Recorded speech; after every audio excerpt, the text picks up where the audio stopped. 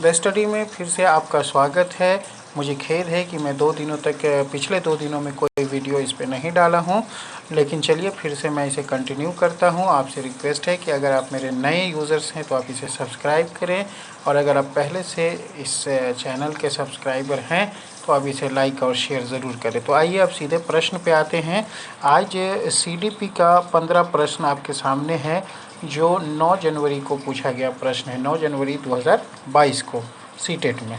तो आइए, पहला प्रश्न है, बाल विकास के क्षेत्र में हाल के सिद्धांत यह सुझावित करते हैं कि विकास प्रभावित होता है। तो देखिए, विकास जो प्रभावित होता है, ये हम अपने पिछले वीडियो में भी बताए हुए हैं कि विकास आनुवंशिकता से प्रभावित होता है, शिक्षा से प्रभावित होता है, संस्कृति से प्रभावित होता है, सामाजिक नीतियों से प्रभावित होता है। तो उस विकास को ये चारों चीज़ प्रभावित करता है।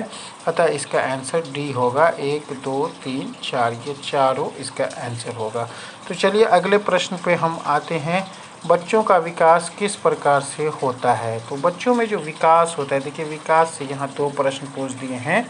बच्चों में जो विकास होता है वो व्यवस्थित विकास होता है, मतलब वो क्रमिक तौर पे चलता है। ऐसा नहीं कि कभी इधर विकास कभी उधर विकास, ऐसा नहीं होता है। तो व्यवस्थित विकास होता है ना। और होता है, परंतु स्वाभाविक रूप से व्यक्तिगत होता है, मतलब किसी का इंडिविजुअल होता है। विकास जो होता है वो 4 आदमी से जोड़ के उसको नहीं देखा जाता है, व्यक्तिगत होता है, वो इंडिविजुअल होता है। इस बात पे ध्यान देना है। व्यवस्थित होता है और इंडिविजुअल होता है। हर आदमी का अलग अलग विकास हो सकता है। तो व्यवस्थित होता है मतलब सीरीज़ बाय सीरीज़ चलता है, स्टेप बाय स्टेप विकास चलता है, और व्यक्तिगत होता है मतलब इंडिविजुअल होता है। अव्यवस्थित रूप में, तो अव्यवस्थित रूप में विकास नहीं होता है। पूरे विश्व में सभी बच्चों में, देखिए सभी बच्चों का विकास जो एक समान नहीं होता है, व्यक्तिगत रूप से भिन्न होता है लोगों का विकास। केवल विद्यालयकरण के परिणाम से सिर्फ विद्यालय से विकास नहीं होता है, आपका विकास आपके घर में भी हो सकता है। इसलिए ये आंसर बिल्कुल दुरुस्त है कि व्यवस्थित और व्यक्तिगत होता है। व्यक्तिगत का मतलब फिर से बता देते हैं, इंडिविजुअल। तो चलिए अब प्रश्न संख्या 3 पे आते हैं। छोटे बच्चों में समाजीकरण का प्राथमिक कारक क्या है? हमारा घर है, परिवार है। तो परिवार जो है प्राथमिक कारक है। और द्वितीयक कारक इसमें देखिए, अभिभावक का कार्यस्थल, ये प्राथमिक कारक नहीं है। तो पहले ये गलत हो गया। संचार माध्यम प्राथमिक कारक नहीं है, कानून प्राथमिक कारक नहीं है। तो इसी से पता चलता है कि परिवार जो है, यहाँ जो है परिवार भराएगा, इस जगह पे परिवार होगा। छोटे बच्चों का समाजीकरण का परिवार प्राथमिक कारक या संस्था है, और पुस्तकालय द्वितीय कारक, पुस्तकालय, स्कूल, ये सब द्वितीय कारक है। समझ रहे ना। समाजीकरण जो होता है हमारे अंदर, हम जो समाज की चीज़ों को सीखते हैं तो वो सबसे पहले परिवार और अपने आस पड़ोस से सीखते हैं। फिर जब हम स्कूल या पुस्तकालय जाते हैं तो वो दूसरा स्टेप है हमारा, इसलिए उसको द्वितीय कारक कहते हैं। स्कूल या पुस्तकालय को एकदम याद रखिएगा। अब परिवार, आस पड़ोस, दोस्त, ये सब होता है प्राथमिक कारक समाजीकरण का। तो आइए, तो इसका आंसर समझ गए, परिवार और पुस्तकालय। आइए चौथे प्रश्न पे आते हैं कि जीन पियाजे के संज्ञानात्मक विकास के सिद्धांत के अनुसार अधिकांश बच्चे किस अवस्था में, देखिए यहाँ किसका पूछ रहा है? जीन पियाजे के संज्ञानात्मक अवस्था का। तो अधिकांश बच्चे किस अवस्था में बीते हुए समय, वर्तमान और भविष्य के बारे में स्पष्ट रूप से समझ बना लेते हैं। देखिए, बीते हुए समय के बारे में और वर्तमान के बारे में और भविष्य के बारे में स्पष्ट समझ बना लेते हैं। तो यकीनन ये मूर्त संज्ञानात्मक अवस्था होता है। क्या होता है?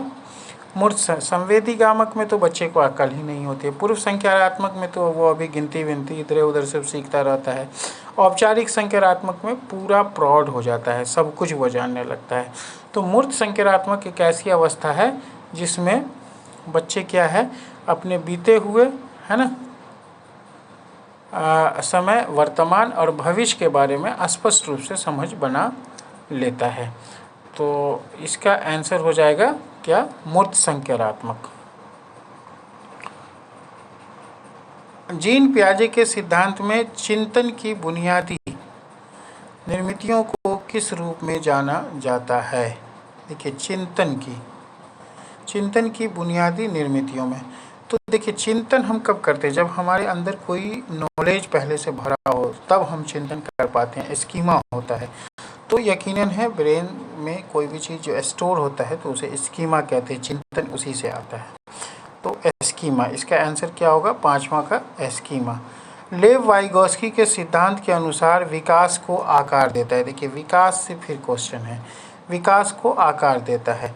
तो विकास को सामाजिक, आनुवंशिक, ये दोनों कारक आकार देता है। या लेव वाइगोस्की के बारे में पूछ रहे, किसके? तो लेव वाइगोस्की जो है सांस्कृतिक है और सामाजिक है। तो ये तो होगा नहीं, है ना? सामाजिक तो होगा लेकिन आनुवंशिक नहीं होगा। लेव वाइगोस्की के हिसाब से आनुवंशिक नहीं होता है। तो संज्ञानात्मक और सांस्कृतिक ये हो सकता है, ये सामाजिक भी रहता तब भी हो जाता है। सामाजिक सांस्कृतिक, संज्ञानात्मक सांस्कृतिक, क्योंकि कोई भी विकास जो होता है उसे हम लोग संज्ञानात्मक कह सकते हैं। तो संज्ञानात्मक सांस्कृतिक। भावनात्मक प्राकृतिक नहीं होता है, शारीरिक संवेग नहीं, बल्कि संज्ञानात्मक सांस्कृतिक या सामाजिक सांस्कृतिक जब लेव वाइगोस्की रहे तो आइए अगले प्रश्न पे। तो इसका लेव वाइगोस्की के सिद्धांत के अनुसार विकास को आकार देता है संज्ञानात्मक सांस्कृतिक, ये बी ऑप्शन पर। लेव वाइगोस्की ने संज्ञानात्मक विकास की प्रक्रिया में किसकी भूमिका पर बल दिया? देखिए, लेव वाइगोस्की ने संज्ञानात्मक विकास की प्रक्रिया में किसकी भूमिका पर बल दिया? तो ये हम लोग अच्छे से जानते हैं कि लेव वाइगोस्की ने भाषा के विकास पर बल दिया, चिंतन नहीं, पहले भाषा। उसने कहा था पहले भाषा, तो भाषा के विकास पर बल दिया। नैतिक विकास का सिद्धांत लॉरेंस कोलबर्ग के साथ और किसके द्वारा प्रतिपादित किया गया था? इस बात को हमेशा याद रखिएगा कि नैतिक विकास का सिद्धांत जो है ना, लॉरेंस कोलबर्ग भी दिया था और जीन पियाजे भी दिया था। तो इसका आंसर जीन पियाजे होगा। नैतिक विकास का जीन पियाजे भी एक सिद्धांत दिया हुआ है। तो अब आते हैं प्रश्न संख्या 9 पे कि एक अध्यापक को अपनी शिक्षण शास्त्री प्रविधियों के बारे में किस प्रकृति का होना चाहिए? देखिए, कोई भी अध्यापक है, शिक्षण शास्त्री प्रविधियां जब वो अपना रहा है तो उसे दृढ़ होना चाहिए, नहीं, उसे कड़ा नहीं होना चाहिए। गैर लचीला का मतलब कि वो अपने आप में थोड़ा बहुत बदलाव नहीं कर पाता हो, तो ऐसा नहीं है। सिचुएशन के हिसाब से हमें अपने शैली में, हमें अपने बहुत सारी चीज़ों में बदलाव करना पड़ता है, हाव भाव में बदलाव करना पड़ता है। तो लचीला होना चाहिए, गैर लचीला नहीं। तो ये दोनों तो गलत हो गया। लचीला होना चाहिए, ये सही है। अनजान भी नहीं रहना चाहिए, अनजान रहने से आप शिक्षण शास्त्री अच्छे से नहीं कर सकते, तो इसका ऑप्शन सी हुआ। तो अभी भी आपसे रिक्वेस्ट है कि आप अगर मेरे नए सब यूज़र्स हैं तो आप इसे सब्सक्राइब ज़रूर करें और पुराने हैं तो लाइक और शेयर ज़रूर करें। तो आइए, बुद्धि लब्धि IQ परीक्षणों की आलोचना प्रायः क्यों की जाती है? देखिए, बुद्धि IQ परीक्षण होता बहुत अच्छा, लेकिन इसकी आलोचना सिर्फ इस वजह से की जाती है। इसमें 4 ऑप्शन पढ़ते हैं, देखते हैं कौन सही है, तो आप सही आंसर पे टिक करेंगे।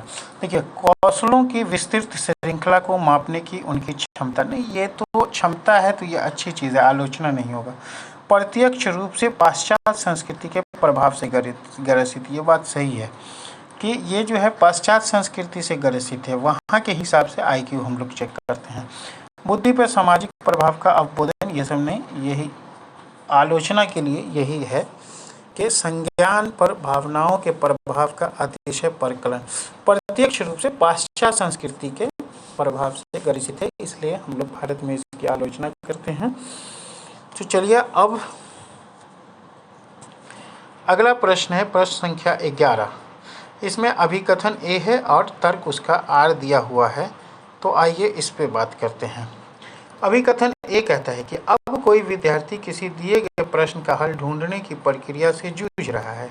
मतलब कोई विद्यार्थी है, कोई प्रश्न उसके सामने आया, अब उसका हल वो ढूंढने के लिए परेशान बना हुआ है, वो हल ढूंढने में बहुत परेशान बना हुआ है, जूझ रहा है। तो अध्यापक उसे अपने विचार मौखिक तौर पे अभिव्यक्त करने के लिए प्रोत्साहित करना चाहिए। प्रोत्साहित करना एकदम सही बात है, तो ये तो एकदम सही हुआ, ठीक है। अब तर्क R देखते हैं। अधिगम तब अधिक प्रभावशाली होता है जब अध्यापक विद्यार्थी से सफलता की कम से कम देखिए, विद्यार्थी से सफलता की कम से कम अपेक्षा रखते हैं। कम से कम हम कैसे अपेक्षा रखेंगे? हम तो सफलता के लिए अधिक से अधिक अपेक्षा रखेंगे, लेकिन उस पर दबाव नहीं डालेंगे। तो ये तो गलत हो गया, कम से कम अपेक्षा नहीं। तो आइए देखते हैं, ए सही है, आर गलत है। तो सबसे पहले तो वही हम देखते हैं, ए और आर दोनों सही है? नहीं, ये तो नहीं है। ए और आर दोनों सही वाला ख़त्म। अब आ गया ए सही है लेकिन आर गलत है, ये क्लियर है।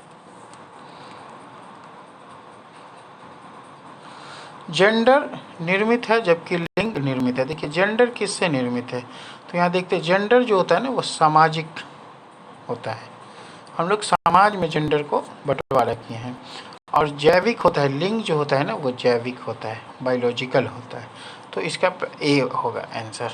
ये जो होता है जीव विज्ञान के थ्रू जैविक होता है, मतलब लिंग जो है जैविक है ना। कोई लड़की है कोई लड़का है, तो ये जैविक चीज़ हुआ, बायोलॉजिकल चीज़ हुआ।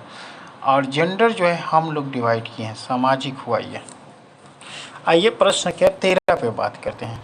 एक अध्यापक को सभी के लिए अधिगम सहज सुगम बनाने के लिए अधिगम प्राधिकर्ताओं में व्यक्तिक भिन्नताओं के प्रति क्या करना चाहिए? एक अध्यापक को व्यक्तित्व भिन्नता के प्रति क्या करना चाहिए?